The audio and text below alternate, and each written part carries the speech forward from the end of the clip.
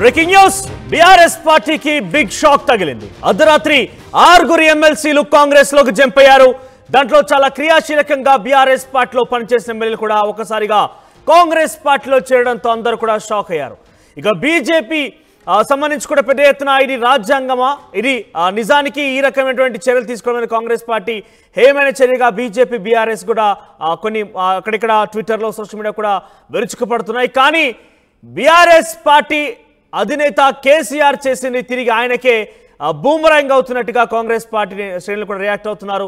గతంలో 2014లో కూడా తమ పార్టీ ఎమ్మెల్సీలని ఏ రకంగా వారి ప్రభుత్వంలో వారి పార్టీలో చేర్చుకున్నారో ఇప్పుడు అదే సిచ్యువేషన్ సేమ్.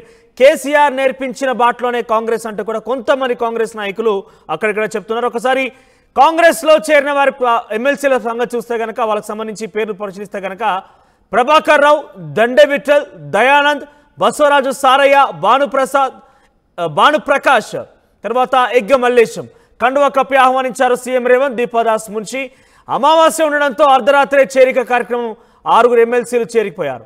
ఇకైతే ఈరోజు అమావాస్య ఉంది. అయితే బేసిక్గా కాంగ్రెస్ పార్టీ కూడా పిసిసి అధ్యక్ష పదవి ఆ తర్వాత ఇతరత్ర మంత్రివర్గ విస్తరణ కూడా చేపట్టేందుకు సన్నాహాలు రూపొందించింది. కానీ ఇప్పుడు మంచి రోజులు లేవు, ఆషాఢ మాసం ప్రారంభమైంది, ఈరోజు అమావాస్య కూడా నేపథ్యంలో వాళ్ళు పోస్ట్ పోన్ చేయడం జరిగింది. అదే తరహాలో ఎమ్మెల్సీలు కూడా ఈరోజు అమావాస్య ఉందని చెప్పిన రాత్రే హుటాహుటిన ఒక్కసారిగా అందరు రావడం. ముఖ్యమంత్రి రేవంత్ రెడ్డి కూడా ఢిల్లీ పర్యటనలో ఉన్నారు.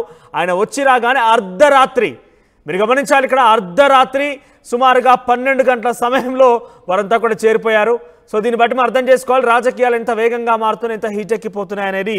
ఇక చేరిన వారిలో బసవరాజ్ సారయ్య, ఎంఎస్ ప్రభాకర్, ఎగ్గ మల్లేశం, దండే విఠల్, భానుప్రసాద్, తర్వాత భోగారపు దయానంద్ వీళ్ళందరూ కూడా ఉన్నారు. ఇక శాసన మండలిలో ప్రస్తుతం కాంగ్రెస్ పార్టీ సంఖ్య 12కు చేరింది. ఇక 6 ఒక్కసారిగా కాంగ్రెస్ పార్టీలో చేరడంతో బీఆర్ఎస్ పార్టీకి బిగ్ షాక్ ఇచ్చినట్టయింది. ఇన్ఫాక్ట్ ఇక్కడ మీకు విషయం గుర్తు చేయాల్సిందేనంటే ఇటీవల కాలంలో హైదరాబాద్కి సంబంధించినటువంటి కొంతమంది ఎమ్మెల్యేలు, Rajendra Nagar MLA, Jubilee hills వీళ్ళందరూ కూడా మొదటిగా కేసీఆర్ని తన ఫామ్ హౌస్లో భేటీ అయ్యారు. ఆ భేటీలో మీరు కనుక ఒకసారి పాత ఫోటోలు కనుక రివైండ్ చేసి చూస్తే అక్కడ మీకు దండ విఠల్ కనిపిస్తాడు. సో ఆయన కూడా కేసీఆర్తో సమావేశమయ్యాడు. ఇక ఎట్టి పరిస్థితుల్లో ఆయన పార్టీ వీడరేమో, ఎందుకంటే అధినేతను కలిశారు కాబట్టి, అధినేతతో ముఖ్య సమావేశంలో ఆయన భేటీ అయ్యారు కాబట్టి ఇక ఎట్టి పరిస్థితుల్లో వాళ్ళు బయటికి వచ్చే ప్రసక్తి లేదేమో అంటూ అందరూ ఊహించారు. కానీ అనుకున్నదంతా జరిగిపోయింది. ఆయన కూడా కాంగ్రెస్ పార్టీలో చేరిపోయాడు. ఒకసారి వాళ్ళ పేరు మరోసారి పరిశీలిస్తే కనుక దయానంద్, భానుప్రసాద్, దండ విఠల్, ఎగ్గ మల్లేశం, ఎంఎస్ ప్రభాకర్, బసవరాజ్ సారయ్య వీరంతా కూడా కాంగ్రెస్లో చేరిపోయారు. వీళ్ళకి మరికొంత కూడా పదవీ కాలం అయితే ఉంది. ఇక భానుప్రసాద్ ముఖ్యంగా ఆయన ఎమ్మెల్యే కోట ఎమ్మెల్సీగా ఉన్నారు. ఇటీవల కాలంలోనే ఆయన రీసెంట్గా 2 years బ్యాకే అక్కడ స్థానిక సంస్థల ఎమ్మెల్సీగా గెలుపొందడం జరిగింది. కరీంనగర్ నుంచి ఆయన ప్రస్తుతం స్థానిక సంస్థల ఎమ్మెల్సీగా ప్రాతినిధ్యం వహిస్తున్నారు. ఇన్ఫాక్ట్ మీరు గమనిస్తే కనుక ఇక్కడ చేరిన వారిలో ఇతరత్ర మిగిలినటువంటి 5 ఎమ్మెల్సీల సంగతి అటుంచితే భానుప్రసాద్ అయితే చాలా కీలకంగా, ఇన్ఫాక్ట్ కేసీఆర్ సామాజిక వర్గానికి సంబంధించినటువంటి ఎమ్మెల్సీ ఆయన కేసీఆర్ కుటుంబంలో కూడా చాలా కీలకంగా వ్యవహరించారు. కొన్ని కేసీఆర్ నిర్వహించిన అత్యధిక పెద్ద సభలు సమావేశాల్లో కూడా ఆయనే అన్నీ తానై, ఆర్థిక అంశాల్లో కావచ్చు, జన సమీకరణ కావచ్చు, అన్నీ తానే వ్యవహరించినటువంటి భానుప్రసాద్ అదే సామాజిక వర్గానికి సంబంధించిన వ్యక్తి కూడా కాంగ్రెస్ పార్టీలో చేరిపోవడం చూస్తున్నాం. దీనికి సంబంధించి మరింత తాజా సమాచార ప్రతినిధి మధు ఫోన్ సిద్ధంగా ఉన్న. ఎస్ మధు, ఏంటి ఉన్న పలంగా ఒక్కసారిగా అర్ధరాత్రి 6 ఎమ్మెల్యేలు బీఆర్ఎస్ పార్టీ నుంచి కాంగ్రెస్ పార్టీలో చేరడం అందరినీ కూడా ఆశ్చర్యచకితులు చేస్తోంది. అర్ధరాత్రి చేరికల విషయంలో కాంగ్రెస్ పార్టీ స్టాండ్ ఏంటి? ఇంత అర్ధరాత్రి హుటాహుటిన ఎమ్మెల్సీలను చేర్చుకోవడంలో వాళ్ళ స్టాండ్ ఏంటి?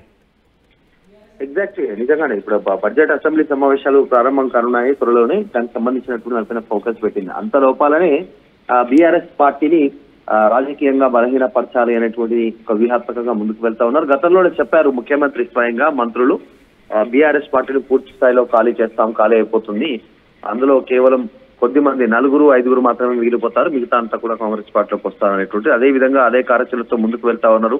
అర్ధరాత్రి ఎమ్మెల్సీ అంతా కూడా రేవంత్ రెడ్డి నివాసానికి చేరుకోవడం జరిగింది. మనం చూస్తా ఉన్నాం విజువల్స్ లో. డైరెక్ట్ గా ఏఐసిసి ఇన్ఛార్జ్ దీపాదాస్ మున్షి ఉన్నారు. తర్వాత కాంగ్రెస్ పార్టీకి సంబంధించినటువంటి చాలా మంది నాయకుల ఫోటోలలో కనిపిస్తా ఉన్నారు. ముఖ్యమంత్రి రేవంత్ రెడ్డి ఢిల్లీ నుంచి నేరుగా హైదరాబాద్ చేరుకోగానే ఇంటికి రాగానే వీరంతా రెడీగా ఉన్నారు. ఆయన ఇంట్లోకి వెళ్ళక ముందే ఇంటి ముందు గడప ముందే వీరందరూ కాంగ్రెస్ పార్టీ కండవా కప్పుకున్నారు. చూస్తా ఉన్నాం వీడియోస్ లో ఎమ్మెల్సీ దండవిట్టలు గానీ, భానుప్రసాద్ రావు గానీ, ఎంఎస్ ప్రభాకర్ గానీ, బుగ్గారం దయానంద్, ఎగ్గే మల్లేశం, బస్వరాజ్ సారే వీళ్ళంతా కూడా కాంగ్రెస్ పార్టీలోకి చేరిపోయారు. కాంగ్రెస్ పార్టీ ఎమ్మెల్యేలుగా మారిపోయినటువంటి పరిస్థితి. ఇప్పటికే ఆల్రెడీ కాంగ్రెస్ పార్టీకి సంబంధించి 6 ఎమ్మెల్సీల బలం ఉంది మండలిలో. ఈ 6తో కలిపి 12కు చేరినటువంటి సిచ్యువేషన్ ఉంది. సో త్వరలోనే ఇక అసెంబ్లీకి సంబంధించి తర్వాత మండలికి సంబంధించినటువంటి విలీనాలు ఉంటాయి. 2 కూడా బీఆర్ఎస్ ఎల్పీని తర్వాత ఈ మండలి శాసన మండలిని కూడా కాంగ్రెస్ పార్టీలో విలీనం చేసుకోవడానికి ప్రయత్నాలు కొనసాగుతున్నాయి. దీనికి సంబంధించినటువంటి విషయంలో సీఎం అధికారిక వర్గాలు రాత్రే దీనికి సంబంధించినటువంటి విషయంలో రెస్పాండ్ అయ్యారు. వాళ్ళంతా కూడా జాయినింగ్స్ జరుగుతున్నాయి ముఖ్యమంత్రి రాగానే. ఎందుకంటే అమావాస్య ఉండడము, రేపటి నుంచి ఆషాఢంలోకి వెళ్ళిపోవడము, ఇలా అనేక కార్యక్రమాలను దృష్టిలో పెట్టుకొని ఈ అర్ధరాత్రి జాయినింగ్ అయిపోయారు. ఢిల్లీ పర్యటన కోసం వెళ్లారు ముఖ్యమంత్రి కాబట్టి ఆయన తిరిగి రాగానే ఆయన సమక్షంలోనే జాయినింగ్స్ అయిపోయాయి. మరి దీనిపైన బీఆర్ఎస్ ఎట్లా రెస్పాండ్ అవుతుందో చూడాలి. ఇప్పటివరకైతే రెస్పాండ్ కాలేదు కానీ త్వరలోనే మరిన్ని చేరికలు ఉంటాయి అనేటువంటిది కాంగ్రెస్ పార్టీ నాయకులు చెప్తా ఉన్నారు. బీఆర్ఎస్ పార్టీ నుంచి బీఆర్ఎస్ కలిపి విలీనానికి ప్రయత్నాలు జరుగుతున్నాయి. రైట్ మధు, వీళ్ళంతా కూడా పార్టీలో బీఆర్ఎస్ పార్టీలో ఉన్నప్పటికీ బీఆర్ఎస్ పార్టీలో అంత యాక్టివ్గా లేకపోయినప్పుడు కూడా అధిష్టానం కేసీఆర్ నిర్ణయాన్ని ఎవరు కూడా ఆయన మాటని ఎవరు కూడా జవదాటేవారు కాదు. ఆ మాట కట్టుబడి వాళ్ళందరూ కూడా నడుచుకునే వాళ్ళు. ఒక్కసారిగా పార్టీ మార్పు విషయంలో ఏం జరిగి ఉంటుంది బహుశా? అంటే బీఆర్ఎస్ పార్టీ ఇక భవిష్యత్తులో రాకపోవచ్చునన్నా, లేకపోతే బీఆర్ఎస్ పార్టీ ఒక్కొక్క రోజుకి పూర్తిగా శిథిలం అవుతుందనా? అసలు ఎందుకు కారణం ఏమై ఉంటుంది? అధిష్టానం ఏదైనా దీని గురించి ఆలోచించే అవకాశం ఉందా? ఎగ్జాక్ట్ అంటే జనరల్ గానే అధికారం కోల్పోగానే అధికార పార్టీ వైపు నాయకులు చూస్తా ఉన్నారు. మనం రీసెంట్ గా చూసాం పోచారం శ్రీనివాస్ రెడ్డి గాని, తర్వాత డాక్టర్ సంజయ్ గాని, గతంలో జాయిన్ అయినటువంటి వారు దానం నాగేందర్ గాని, తర్వాత కడియం శ్రీహరి, తెల్లం వెంకట్రావు, ఇలా వరుసగా బీఆర్ఎస్ పార్టీకి సంబంధించినటువంటి ఎమ్మెల్యేలు అధికార పార్టీ వైపు చూశారు. ఇప్పుడు ఎమ్మెల్సీలు కూడా చూస్తున్నారు. ఎందుకంటే మండలిని కూడా పూర్తిగా తమలో విలీనం చేసుకోవాలని చెప్పేసి ఆలోచన చేస్తా ఉన్నారు కాంగ్రెస్ పార్టీ. కాబట్టి సాధారణంగానే రాజకీయ పార్టీ నాయకులు వేరే రీజన్ లేకుండా అభివృద్ధి అనే ఇంకా వేరే ఇతరత్ర కారణాలంటూ వాళ్ళు పార్టీలో జాయిన్ అవుతున్నారు కాంగ్రెస్ పార్టీలో.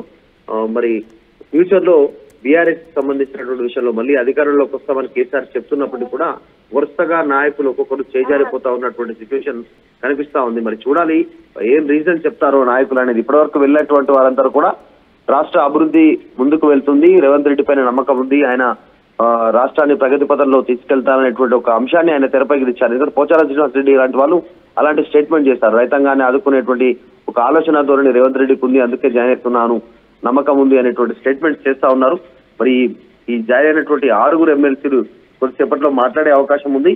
మీడియాతో వారి వివరాలు కూడా వెల్లడించే అవకాశం ఉంది. మరింత మంది అయితే బీఆర్ఎస్ అందరూ పార్టీ ఎమ్మెల్యేలు ముఖ్యంగా జాయిన్ అవుతున్న వాళ్ళు సంజయ్ కావచ్చు, తెల్లం వెంకట్రావు కావచ్చు, దానందరూ కూడా రేవంత్ రెడ్డి మీద నమ్మకంతో వచ్చాము, లేదంటే కాంగ్రెస్ పార్టీ అభివృద్ధి కార్యక్రమాలు చూసి వచ్చాము, నియోజకవర్గ డెవలప్మెంట్ కోసం వచ్చాము, లేదంటే బీఆర్ఎస్ పార్టీ అది మునిగిపోయిన నావలాగా ఉంది కాబట్టి వచ్చామంటూ వాళ్ళంతా చెప్పడం జరిగింది.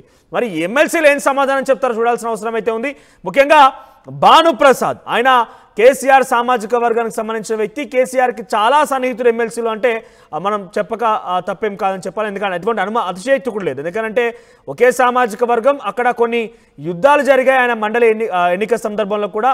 ఏకంగా అక్కడ కరీంనగర్ నుంచి బీఆర్ఎస్ పార్టీకి మొదటి నుంచి సేవలు అందించిన కొంతమంది వ్యక్తులు కూడా వ్యతిరేకంగా భానుప్రసాద్కి ఆయనకి వ్యతిరేకంగా పోటీ చేయడం జరిగింది. చాలా అక్కడ పెద్ద ఎత్తున కొంత సిచ్యువేషన్ కూడా గందరగోళంగా చూసాం. అయినప్పటికీ భానుప్రసాద్ ఏరికోరి కేసీఆర్ పట్టుబట్టి మరి పార్టీ వీడే వాళ్ళు వీడుతారు, కానీ ఉన్న వాళ్ళకు మనం రక్షణ కల్పించాలి, భానుప్రసాద్ ఎలాగైనా కూడా ఎమ్మెల్సీగా చేయాలంటూ ఆయన పట్టుబట్టి ఆయన చేసుకోవడం జరిగింది. అయినప్పటికీ భానుప్రసాద్ పార్టీని వీడడం అనేది అందరినీ కూడా కొంత ఆశ్చర్యానికి గురి చేస్తోంది. సో చూద్దాం మరి ఈ ఎమ్మెల్సీలు మరి కాసేపట్లోనే కొంత మీడియా ముందుకు వస్తారా, మీడియాతో మాట్లాడతారా చూడాల్సిన అవసరం అయితే ఉంది. దీనికి కాంగ్రెస్ పార్టీ ఎట్లా రియాక్ట్ అవుతుంది, అర్ధరాత్రి చేరికల విషయంలో ఎమ్మెల్సీలు ఏం మాట్లాడతారో చూడాల్సిన అవసరం అయితే ఉంది.